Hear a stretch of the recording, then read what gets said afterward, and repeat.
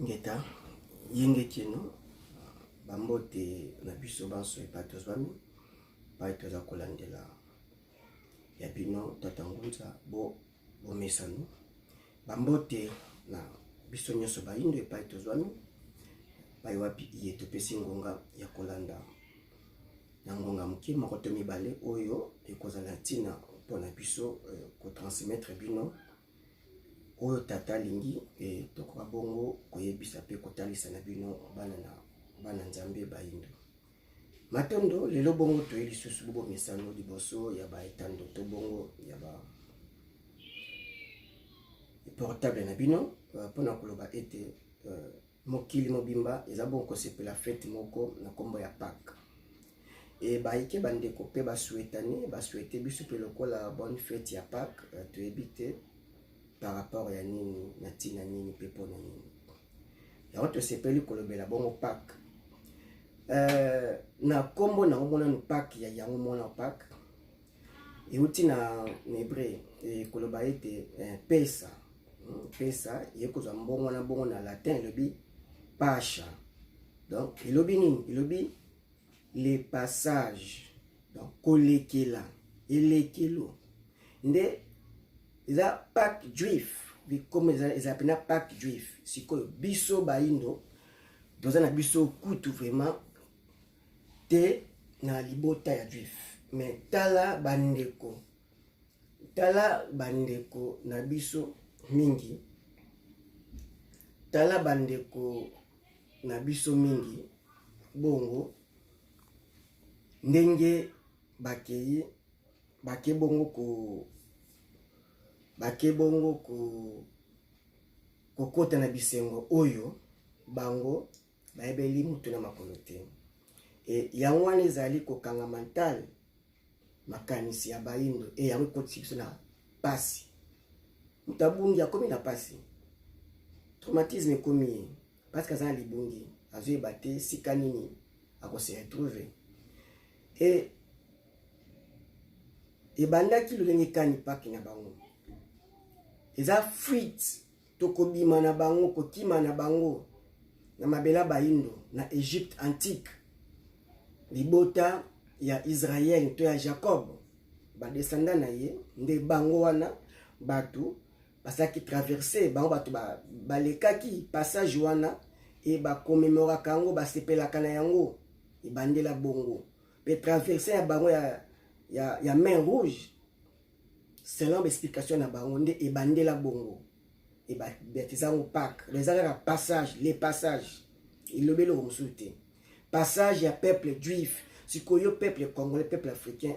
na habité tout le balisusu ni et ça passage alors passage wana kolekela wana et yango wana bango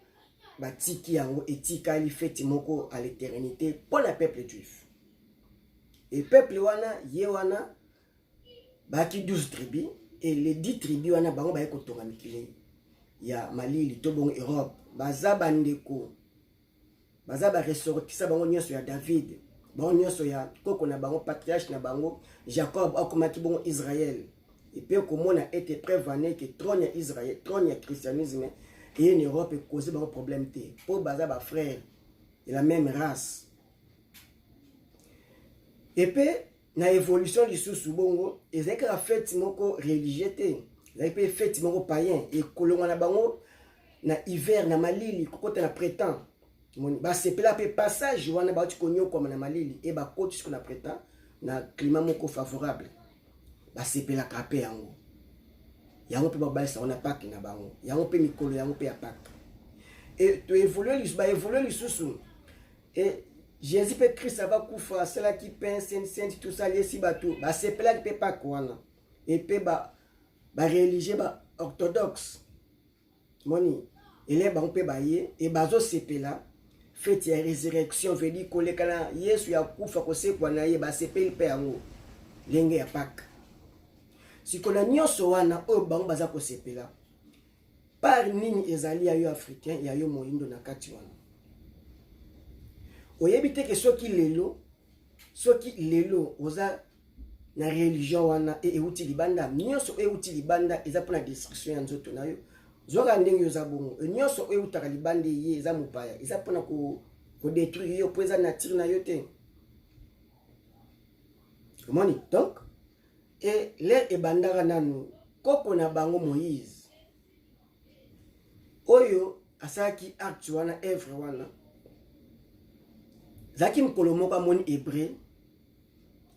na égyptien. Donc amoni moyindo na mundele et bazo discuter ye aye. Wakata likambo et apesi ndekone raison hébreu et apesi moyindo la tort. Pe abundisi moyindo abomi moyindo akundiye na mabele. Jour ya kibongo kolanda mamtoloba sokotali na livre ya Exode. Exode 2 et obandi na 11e verset ti na 14 romona. Et Moïse abomaki moyindo égyptien akundiye na zelo. Et l'air aki deuxième jour la ndaka moni epene pe bazo bunda alingi so intervenir peksa ba bido ba frère bo bunda point ba bio lingo bo ma biso ne bo maka égyptien avec l'affaire est connue les choses ekoye bana yebana ndia kimaki moni. Alors l'air ba égyptien ba koye ba problème wana ba kozala d'accord te siko yo christianisé oyo zoko sepela fête ya Pâques oyo etali ta yo te bina mutuna makolo te. Et Moïse l'air ba bimaki na Israël, est-ce que les égyptiens pe ba bimaki? Ba bimaki te, c'est sûrement non. Parce que biso zaki na mabele na biso bokoko na biso, na boindo na biso. Biso ba tunde to nyokola ki bango. To esclavagiser bango, parce que to bima pona nini?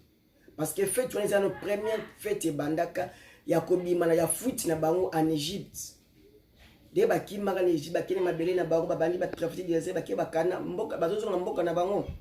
De ba sepela ki en passage wana. Donc, au cours de la pas côté passage, fête dit passage. C'est la fête du passage. Parce que yo c'est la passage ni yo c'est là. Yamuli makambo oyo izaka malamu te ignorance, izokabola biso na tata mokeli na nzambe poza ignorant. Moni. Donc Moïse sire et certain ceux qui yo moyindo n'est pas pour lelo yo zali, yo bazongi na connaissance oyo za nango oyo ya ki Moïse olandi Moïse bakolambo bakolia bakoboma yo. Parce que soit na pamba bomi na mabele ya na biso mo bomi biso siko olanda bala mabele na bango okusuka wapi okusuka wapi. Donc biso to landaki Moïse te biso to tikala ta mabele na biso e bango basema basala ki na ndenge na bango baketi bazoki na mabele na bango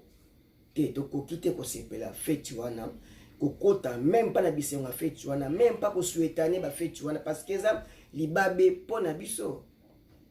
Moni ezali kofinga nzamba bakoko pona biso. Moni eza bongo kotika o tata mokela pesi yo zo comme ça esclave yo moko et jusqu'à quand moyindo akozala libre spirituellement et bongo za ba contrôle ya corps physique na ye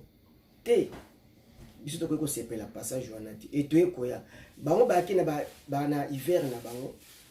Alors hiver ba kola ba prêter ba comme na climat favorable pour na bango et bango ba sepela passage wana siko yo oza na climat favorable ya ba saison nyonso yo sepela fête wana pour na raison nini. Donc raison exacte moni ba sepela passage na bango ba unyoka maki na ba hiver na malili ba koti na prêter ba sepela passage wana et yo sepela ngo pour na nini. Pe bango ba liaka le ba sepela bongo ba liaka pain sans levain ko bosana te moni. Et yo siko okota na bisengo wana pour na problème ni poliani te biso tika kwanga na biso na mbinjo na biso na bikedi na biso yango nde biso moni te tozala bato oyo sentiment religieuse ememaka biso te po mokili ezokendeli e soki bayini bazososola kaka te mate mangongi e fimbu ebalukaka fimbu ebetaka kaka na mokongo zoba te toza bana nzambe pe biso bayini oyo ezali ya biso neti ezali ya biso eza ya biso te to évoluer et ntina misato bazosepela liseku ya mokonzi na bango Yesu Kristo baboma ye bandone mindele asekwela kuna soki pa kufela kuna o asala kuna etali esangage moindo na nini yebisanga yi depuis depuis au botama to au koma na fuango au kutango eloko nini ndoto nini acte nini yoda omona Jésus même na rêve na yo ki omoni Yesu ana ya biso ke ngana ya bikisaka yo ne ko bikisa yo olota ete oyebi ete omona epete wala idée na epete et soki olota kaka oyo l'église catholique atiela yo comme image ya Jésus waza acteur ya film asa ou film ya pornographie olota Yesu wana te ni pasteur ni apôtre ni mutu moko o moyindo azana ba biyama bapaya na christianisme ayebisa biso soki ata un jour amona Jésus wana to ayoka ye te parce que Yesu akoloba monoko nini okolobi na monoko nini oloba hébreu te araméen te okolobi na monoko nini ilingala aloba utango te ayebi yango te français ayebi yango pe te omoni donc tout ça part des choses et olota Jésus na ilongi nini omoni donc ça va sentiment oyo élaboré veut dire encadré par l'Occident et asali biso to koma ba christianiser veut dire andimisi biso foi mobo weza libanda na biso yango ndezo détruire biso yango e détruire mental na biso te na ngonga oto komi mo ina koza la chrétien te christianiser susu te faut apesa mukongo na o nyosi uti libanda yaka pena ko bebisa yambo mundele aya bakobe ya bakanzambe basambelaka matozana mukila malonga omoni elilo mukilizo kende na kozongela yo moyindo est-ce que vous avez préparé na base ya connaissance nini oyo ko transmettre na mukili parce que soki mundele ayaka na Afrique te Diego ka a découvert ancien empire Congo te ba missionnaire catholique bayaka te et mais oza même na kombo te ya christianisme oza nango mbe oza na prénom te mbe bible oyo oyebi yango pe te et même asola Yesu pe oyebi no pango pe te donc par incident par libaku et basali yango comme arme ya domination pour les Africains et yo que c'est la fête ya Pâques par rapport ya nini et yebsanga Yesu akose kwa zu to bata assez elle assez quoi akombelioni apesioni 5 siècles na christianisme to sali déjà tozokende na 6e siècle na 6 siècles yebisanga christianisme kumbi nini ya positivité en Afrique ezate oyo nyo senga kozwaka et papa elembo ne peta nango ekokisa maka jamais Yesu akoya ko eda Afrique kozala te tozwata exemple peuple juif to Israël azobeta bale et na pe moko ya baindo tutaka ata Congo Angola et batie arbitre Jésus ndenga yalika na kaso batie Jésus yo okanti pinaki akofavoriser l'Africain tout le monde na match à cause na sentiment économique ya loposo na ye et idem so batie arbitre Fumukimbangu Angola Congo Brazzaville tozobeta to ba pays sur Afrique tozobeta match championnat venir finale ya mondial à arbitre Fumukimbangu oza sauver ya bayindo race moindo oyo a l'attaquer yo parce que beaucoup qui a favoriser pena peuple juif Israël a favoriser biso bayindo parce que sentiment racial ekolata ye za botata mokeliza bonzambe noni donc lelo ito zoka exemple mon Trump par ça pona ba américain et Macron pona ba français noni et biso ba konza biso il faut ne ba bima na ba loge na ba religion étrangère oyo ba na sentiment aveugle za conduire bango vers bazala ba adorateur bazala ba marionnette bazala ba biloko moni bazala ba mboa ya ba occident te faut bon bazala e ba oyo pe bazana tina kati na kokambama ya baindo e pe bazwa tina wana faut bazonga bongo ba puiser et ba valeur africaine et base à un soutien spirituel et la religion africaine et là bas que ma religion étrangère n'est pas affaiblie donc yo moyindo okokite anokeka ya ko sepela fête ya Pâques pour étaliote na ba façon nyonso za na katite moni et Jésus moko a lobaki j'ai été venu au brebis perdu de la maison d'Israël Matthieu 15:24. Monsieur Gaya qui n'a plus perdu la maison d'Israël. Et Israël a qui constitué il a 12 enfants. Comme il a 12 regroupements. Na na 12 tribus et tibaki ma 12 nations moni et yo okoya kokota kuna problème ni ezawa pe tribu no moindo kuna na kati za nini te soki lelo Afrique ya na pasi et à cause ya Bible na Coran ya Afrique ya toujours à genoux ba mettre biso à genoux na bas de l'échelle donc sala makasi na makanisi na déjà obimisa bimisa Christ bimisa christianisme et longo la Bible et remplacer kiboindo na yo et mona fumu kimbangu et mona misala baindo malamu boyokani na baindo pongonga tokomi ongonga ya sungonga ya kokendi na kimopaya te et tozonga na kiboindo na biso iska ba valeur otata mokela kela biso alingela ka biso na bandi oyo toza koloba ezali bomo ya bato et pasteur à côté les melango pamba te na moment oaza na musala osala te ça comme si moyen de vivre naïe et les plus grave na mboko toza ba futa nanu ba pasteur pour atika ngo za la passe mais yo mwana nzambe yo moyi nous a koyoka ngai te oza mutu et batu na batu nzete na nzete aza na musisa na ye o apesa ki bilia osala ye atelema ye a vivre sikoyo to imagine yo moyindo soutien na yo lipamboli ne kutela wapi toza lokola banzete oyo libanda na biso telemi po pesa mbuma malamu il faut racine misisa na ezala malamu epesa bilei elukelo bilei eti emakiselo po mbuma ezala malamu etasi koyo bakoko tofingaka wana totia banzuta bango na mabele e bakoma bamisisa mpo na biso ofira mezi oza ko même koboya kombo na bokoko e ozozala lokola nzete bakata misisa e yango komona ba réseau eza ebele moyindo ya mbongo azalaka te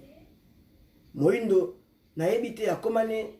azate même mboka ni moko alinga ngo te po makanisi na ye zate veli molimo ba pa elati kati na yazo kokate ko ba kubongisa mboka na ye moni lelo o ndenge nzamba pesa biso leçon ministre ya santé soka beli mwasi na bana bazwaka soin na libanda ba président ba ngoni wana mais lelo siko ba frontière ekangami babela ba kizwa soin wa po ba bongo cité mboka na bango 2 millions ba pa ezokamba bango akena franc-maçon baza ba rose chrétien baza na ba loge nyonso ba paya bazo tika soutien oyo bakambaka baindo kana ba rome na biso baza na besoin te ba loge ba paya te yamoni bakambaka mokili ya bakoko malamu mon et population wana avant mondele aya bazaka ba christianiser te ba islamiser te au fur et à mesure bazuka ka contact extérieur et bebisi nature na biso et bebisi kozala na biso et tout le monde a futilité comme malamu chacun pour soi Dieu pour tous ngate ye na leki yende nani koboyana fait des sentiments wana ya milimo bapaya il a tarabiso mukona mukula plus d'image ko bela en grande quantité et détruire yo kaka